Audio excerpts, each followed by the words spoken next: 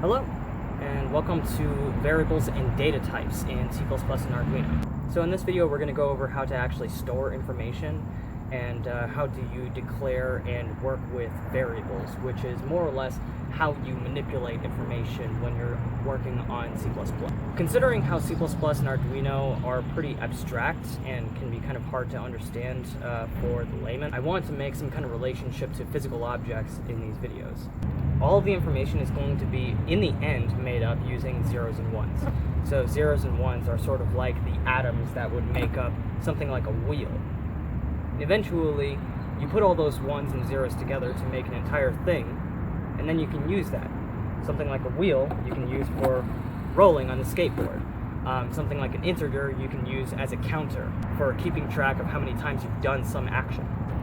So today, we're going to learn sort of how to make a wheel, but in programming. Alright, let's jump right in. Alright, so in this video I want to cover basically variables and data types. You see, in programming, we perform operations on or manipulate information. The computer is a machine that can pretty much just manipulate information, and as a programmer, you write the instructions for it to do so. The computer doesn't do anything else except what you tell it. Now, information comes in different kinds of sizes. For example, a grocery store shopping list is much less information, just raw information, than a copy of Harry Potter, like pretty much any of the books, in pretty much any case. And this is made most obvious when you view the carbon copy of both. And also, the Harry Potter book is a book instead of just one page, so it's actually a different form of storing the information. We can see this parallel in C++, as there are many different kinds of data types available, which offer different ways to store data and manipulate and represent data. So here's our main program. We're not going to be using the terminal to compile any code today, because right now we're just going to focus on some background theory, just to let you know, like, I guess, what is going on a little bit behind the scenes, which is pretty much essential if you want to become an effective programmer. In C++, there are multiple kinds of data types. For example, a letter is different from a number, and something like a word or a sentence is different from a letter, definitely. And we can see this kind of parallel in C++ programming. So here are just a couple of different variables with their variable names. It's a bunch of declarations, and we're going to look at all of these today. Now, mind you, there are many, many more different kinds of complex data types than what I'm going to show you today, but what I'm going to show you are what I believe to be the most common and probably most useful, at least in the context of the NASA Ascent project and working on stuff like the Arduino Uno. These data types that we're going to cover today are the bool or boolean, an int or integer, a double and a float, a char, a C-string, and a string object from the string class. Now, all of that sounds like gibberish right now, but trust me, at the end of this video, you're probably going to understand a lot of it better than you even realize. Okay, so let's start with booleans. So booleans are really, really easy. Booleans can pretty much only occupy one of two states, a high or a low, or a true or a false, or a 1 or a 0. This is going to be basically just a logic binary kind of thing. Now, in the Arduino language, you have access to both bool and the boolean variable types. Both of these are equivalent, and you can use either true/false or 1 or 0 to create like a high or a low value. Both of these are equivalent. To my knowledge, they're used exactly the same. They appear exactly the same to the compiler, so they're equivalent. And as far as what the system is actually storing inside, the Arduino is an 8-bit system usually, so this is actually going to be usually 8 bits, but since it's a boolean, it's actually only really looking at just 1 bit. So this would be a true, and then this would be a false in storage. Okay, so next up, let's look at integers. They're pretty much just exactly what an integer in mathematics is, which is just a whole number. Integers can be positive and negative, but the kinds of integers that you can use are limited based on how much storage the system is going to use to store that number. So for example, the Arduino Uno uses 16 bits to store any integer. So here I have an Arduino program. It's got its setup, it's got its loop. So I'm going to store this integer, and it's going to use these 16 binary digits to actually store it. So this is binary 5, if you actually use a programming calculator to figure that out. So it's actually storing this actual set of zeros and ones. That's 5, and it's storing it inside this variable. So then if I use this variable somewhere else, it'll just say, oh, that's 5. So this just shows you how much basically computationally intense an integer is, and also how much storage integers will end up taking up inside your system.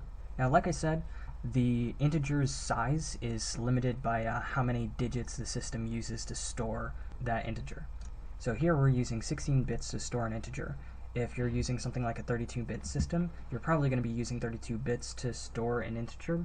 So that means that you'll be able to use 32 instead of only 16 bits in order to store this. So that means the range that you have available, the number of numbers you can use, is much, much higher. So for example, if you're using something like a 32-bit system, the maximum number that you can use is 2 to the 32 power, or almost 4,300 million. Now compare that to something like a 64-bit system, which can represent numbers that are up to 2 to the 64, which is 1.84 times 10 to the 19th power, which is way more than the previous set. Now when you store the integer inside the Arduino Uno, it's going to use 16 bits to store it. Normally if you just use an int, it's going to store what's called a signed int, which basically means that you're telling the system that you plan on using positive and negative numbers. If you only plan on using positive numbers, then you can use unsigned integer, and it'll say, oh, all my bits are only going to be used for positive numbers. This will effectively just move your range. So you're still going to have 2 to the 16 number of values you can represent, but an unsigned integer's range is from 0 to 2 to the 16th power, which is 0 to 65,536, whereas if you just have a normal signed integer, you're still using the same number of digits, so you still have the same number of values that you can represent. But if it's signed, you have half of them positive and half of them negative, so it's centered about 0 now. So now, with a signed integer, you have a range of negative 2 to the 15th to a maximum of 2 to the 15th minus 1. These values are negative 32,768 to a maximum value of 32,767. So that means that if you try to use 40,000 using a signed integer, you're going to break the system because you're trying to represent a number that's outside of the Arduino's abilities. Now, if you really need to use really, really huge numbers like that, you can venture off into using other data types like longs, which are just very, very especially huge integers, but I'm not going to cover that because I haven't really had to use that for the NESSN project and haven't really seen a case where that has been useful yet, but do know that that's something that you can use. Okay, so now that we have two variable types, let's cover a little bit about behavior. Let's cover a little bit about behavior just to get your feet wet and get you a feeling of how this information gets moved around. So in order for you to use any kind of variable, you need to let the computer know ahead of time what to expect. You need to let the system know what the variable's name is, and the variable is going to have some kind of value in it for you to use it. When you tell the system that you're going to use a variable, that's called declaring a variable, declaring it. So here I'm saying this is an integer, this is what I'm going to call this variable, this integer, I'm going to call it my int, and I'm going to store 5, the value 5, or literally this set of zeros and ones inside this integer. So I'm declaring this, so that means that I can use it anywhere I want inside setup or loop. Sometimes this variable name is actually called a handle, and that kind of makes sense because you need some way of manipulating the variable. So you just use a name, and that's kind of like a handle for like a jug or a frying pan or any kind of object. You use it to move that thing around. Now, we assign values to a variable. We can define that variable using a single equal sign. So I'm using the single equal sign. Please don't do something like this. That's different. You will come up with problems if you do that. So the single equal sign will actually take whatever it is that's on the right side. So this can be something that's more complex if you want, but we'll get into that. And it just stores that into whatever is on the left-hand side of the equal sign. You can't really have multiple variables be on the left side of the equal sign. It's more like this is the single point destination for a bunch of madness that could possibly be on the right-hand side. So this is where you would do calculations if you want to do it quickly and then just immediately store it in. Now, you can declare variables without storing something in it immediately. So if I do something like this, that's totally legal. But that also just means that instead of having a 5 in there, it's just going to have nothing but zeros, so it's going to be empty. Now I want to talk about reach. Now, just because I told the computer that I'm going to use this variable doesn't necessarily mean that I can use it anywhere that I want. The general rule of thumb, or at least what I'm just going to stick with for now until a little bit when I talk about scope, is generally you can use a variable anywhere underneath where you declared it. So like I declared this variable right here, so I should be able to use it anywhere underneath. Okay, it's a little bit more complicated than that, but I'm going to get into that when I talk about more computer behavior. Okay, so now the last concept that I want to talk about before I go back onto various kinds of data types is literals, variable literals. This is a actually deceptively simple concept. I feel like it's so simple that you're going to get it, but think that it's more complicated than I'm making it sound. So seriously, you have these variable names. These are the handles for the information to move it around. A literal is the actual value that you're using. So like, this is a Boolean literal. This is an integer literal, and I'm storing it inside a Boolean variable. So then it just gets converted to Boolean. I'm using an integer literal and storing it inside an integer. Here we have a different data type called a float. I'm using a float literal to store it inside of a float variable. I'm using a double literal, storing it inside a double.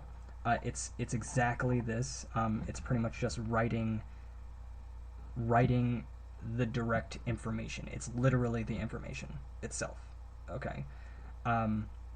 So like everywhere where I'm assigning values, like this entire thing, this is a string literal. Okay. I really don't know how to make it simpler than that. It's probably going to sound really uncomfortable, but these are all individual literals. This is a character literal, which is just like a single letter, a single symbol. Yeah, if you need more in depth on that, please go and look up another video about literals. I don't really know how to make it simpler than that. Okay, so now let's move on to our next data type.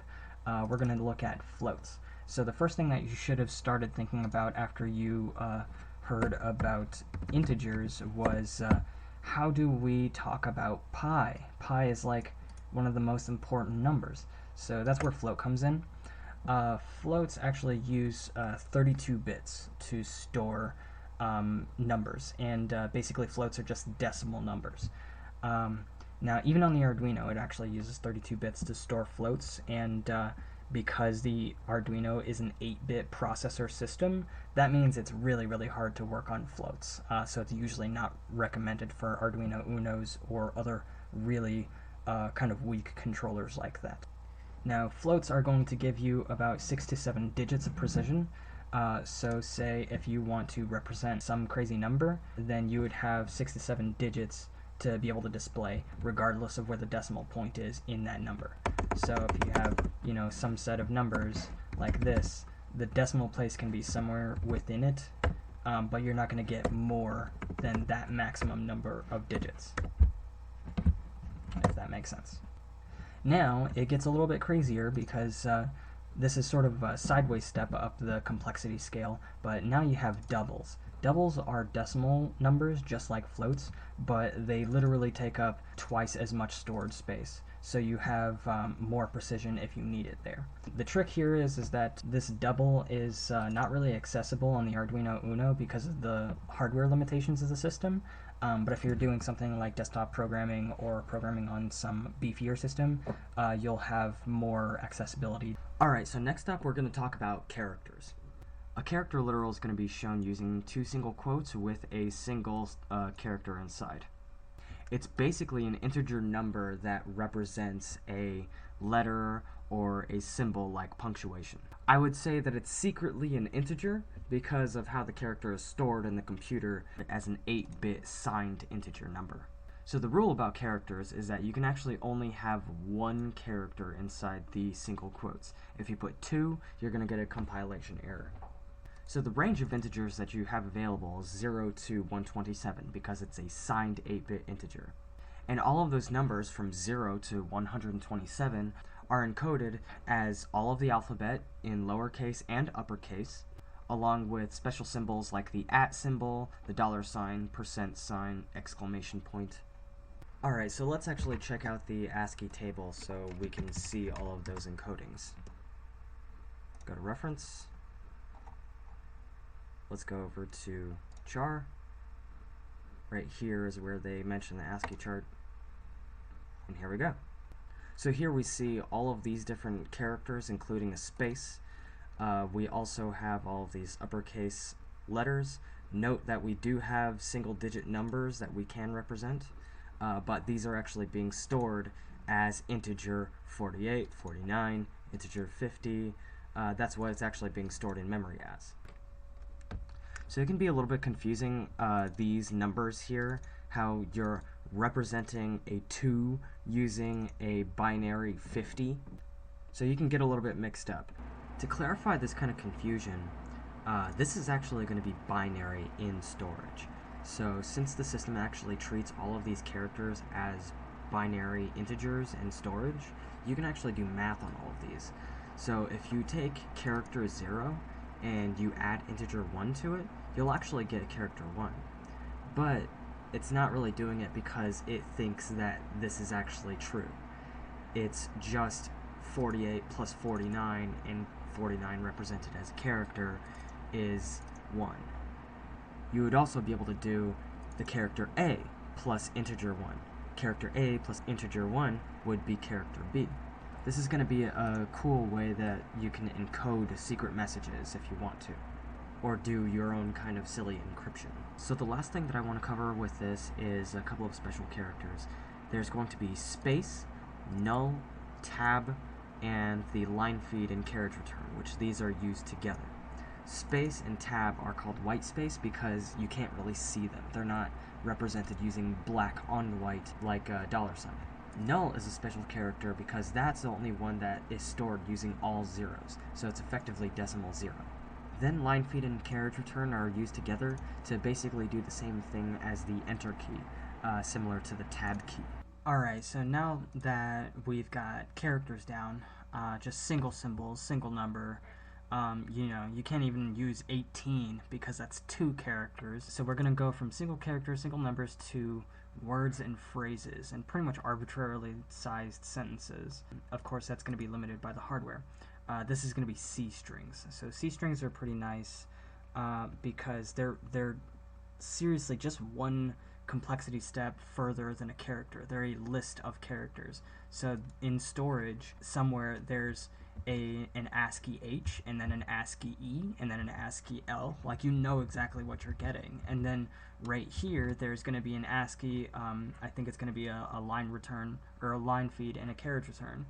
The thing is that because it's a list, like you now have it reading multiple variables or multiple values in a row. So, but it's gotta know where to stop, you know. So in C strings, the way to tell the computer where to stop is at the end. There's secretly always an implied null character. So this is a null character. If we went and checked an ASCII table, it would be slash and then a 0, decimal 0. So this is actually the flag. This tells the Arduino, or it tells the C interpreter or compiler that, you know, this is the end of this stuff. So, you know, so stop reading, you know, the next place in memory. So now this guy over here is actually just the exact same thing as this. It's just blown up. It just shows really explicitly that this is a list of characters. So this is how you define an array in a really explicit way. So this data structure is called an array, but we're going to talk about that a little bit later.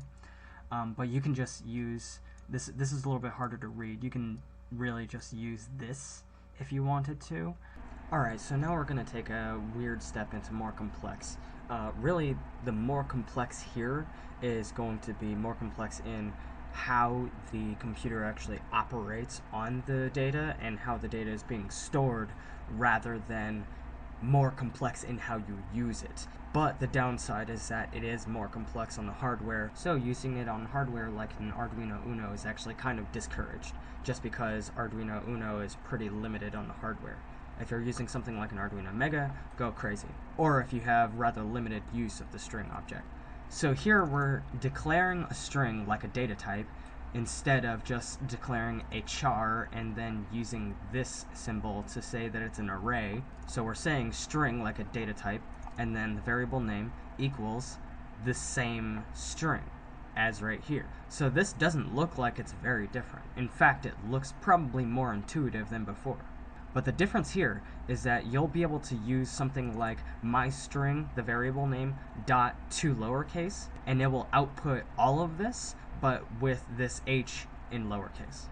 Or if you want just a portion of this string, like if you just want to extract hello from hello world, then you could say myString.substring and then do from this position to this position. And if you want more specifics, go and check out the substring function documentation on the Arduino website. Or for example, if you want to reduce complexity in hardware from a string object to a C string, you would be able to do myString.cstring and then store it in a character array. That's all that I'm going to cover about string objects for now. The take home should be that they're more convenient, but require relatively beefier systems than the Arduino Uno. Now that's not to confuse that classes and objects themselves are very high memory, and we'll talk about this later, but it's all about what you put into the class or the object that makes it very high memory, which the string class itself is pre-made, and that is high memory. And there you have it. That's pretty much all the major ways to store information, and we also talked about how that information is actually stored in hardware. So now we have the equivalent of something like a wheel or some other kind of information that we might want to be able to move around.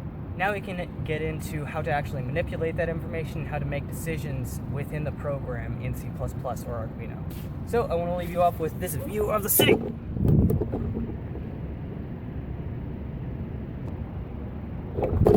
Bye.